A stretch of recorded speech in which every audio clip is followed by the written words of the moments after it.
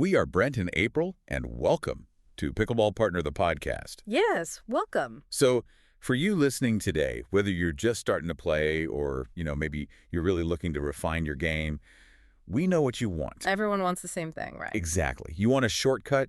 You want a way to master the sport without feeling totally overwhelmed by all the complex jargon and endless drills. Oh, the drills. There are so many drills out there, and it's easy to get lost in the weeds. Right, which is why today's deep dive is hyper-focused on the single most valuable technique in the entire sport. Oh, I am so excited for this one. It's the one shot that changes everything.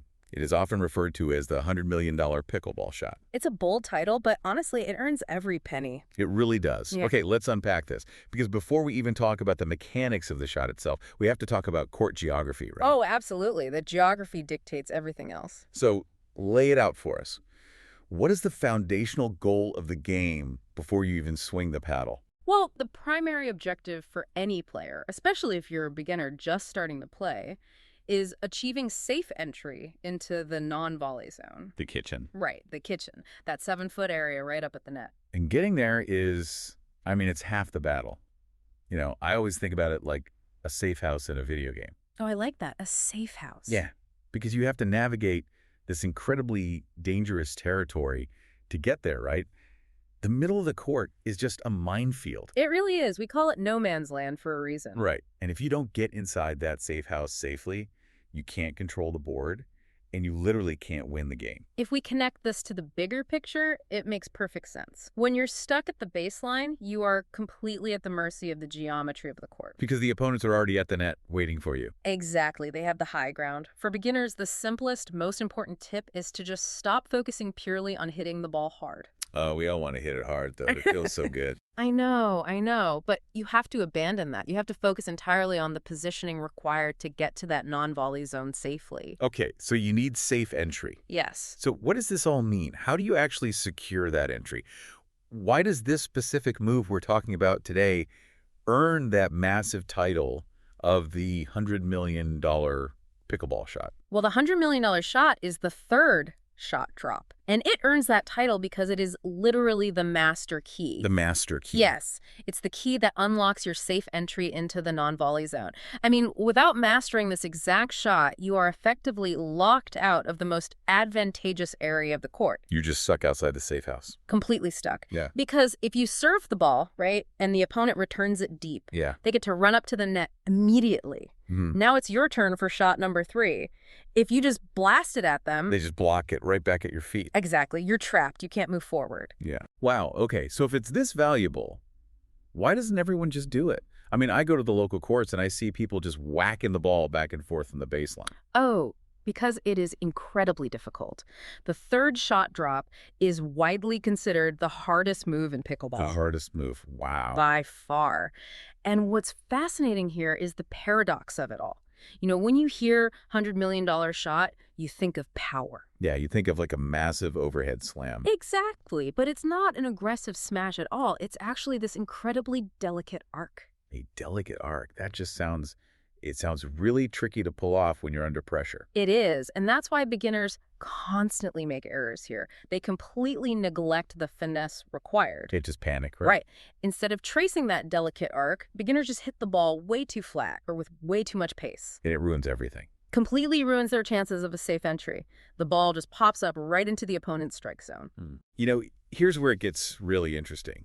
It's kind of like, think about trying to throw a water balloon over a tall fence. Oh, that's a great visual. Right. If you just grab it and throw it super hard like a baseball. It just splatters against the fence. Exactly. It bursts and you lose.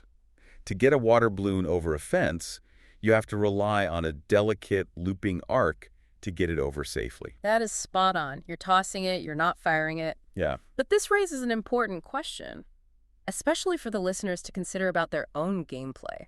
What's that? Well, how do you train your muscle memory to prioritize a soft, delicate arc when your adrenaline is telling you to hit the ball as hard as you can? Oh, man. Because the adrenaline is real. You're losing a point. They're standing right over the net looking huge. Yes. Your lizard brain just screams at you to fight back with power. So how do you actually fight that instinct? How do you master the $100 million shot? It starts with your grip. It's all about shock absorption. Okay, shock absorption. Yeah. Like holding the paddle looser. Much looser. Most people grip it like they're holding a hammer, knuckles completely white. Right, trying to crush it. Yeah, and when you do that, your paddle becomes a brick wall. The ball hits it and just rockets off. And flies right past the kitchen. Exactly. So on a scale of 1 to 10, your grip pressure should be like a 3, Wait, really? Just a 3. barely holding on to it. I feel like the paddle would just twist in my hand if a heavy return came at me. It feels like that at first, yeah, but that relaxed hand absorbs the kinetic energy. It deadens the ball. Okay, so the grip has to be super light. But what about the swing itself? I see people trying to just flick their wrists to get it over. Oh no, the wrist is the enemy of the third shot drop. The enemy, okay. Seriously, if you use your wrist, the paddle angle changes constantly. It's way too inconsistent. So where does the movement come from? From your biggest muscles, Yeah. your legs and your core, it's a lift. You lock your shoulder and wrist, you bend your knees, and you just push upward. Like an elevator ride. Exactly like an elevator ride, a smooth pendulum motion. Okay, so light grip, pendulum, swing from the knees. Yeah. But I guess the tricky part is aiming that delicate arc. Yes, and understanding where the ball should peak in the air, the apex. Right, the apex. You want it right over the net, obviously, right? Actually, no. No. That's a huge misconception. If the apex is directly over the net, the ball is still traveling horizontally as it crosses into their side. Oh, I see. So it's still floating high enough for them to smash. Precisely.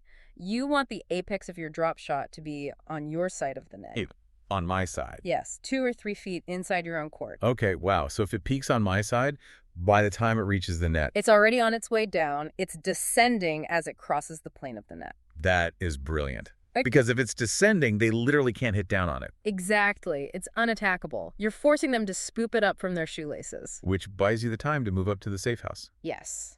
But you have to be careful here, too. What do you mean? Well, another big error beginners make is they hit the drop and then just blindly sprint forward as fast as they can. Just putting your head down and charging. Right. And what happens if your drop wasn't perfect? Oh. Yeah, you just run straight into a smash. Exactly. You have to pause, you hit the shot, move forward a bit, and then you do a split step. A split step, just kind of a quick stop and balance. Right. You stop your forward momentum right before they hit the ball so you can assess your own shot. I see. So if it was a good drop, you keep moving up. If it was bad, you're at least balanced and ready to defend. You might have to hit another drop from no man's land. A 5th shot drop. It requires incredible patience. Yeah, patience really seems like the key word here. Not power, patience. Without a doubt. But, you know, the next time you step onto the court, whether you're just playing a casual weekend game or something more competitive, remember this. The ultimate shortcut to elevating your game isn't raw power. It's really not. It's not about trying to swing harder. It's about having the patience to master the hardest move in the sport. Mastering that delicate arc is the only way to unlock the non-volley zone. And you know, if the third shot drop really is the ultimate key that unlocks the non-volley zone, I have a thought for you to just mull over. Let's hear it. What happens to the future of the sport when an entire generation of beginners finally perfects this $100 million delicate arc? Oh, wow. Think about it. If everyone perfects it, will the entire game just evolve into an endless, mesmerizing loop of drops? Just drop after drop after drop. Right. And if that happens, forcing players to invent an entirely new hardest move to break the cycle. That is wild to think about. The game is just going to keep evolving. It absolutely will. Thank you for listening to Pickleball Partner, the podcast, and we look forward to the next deep dive.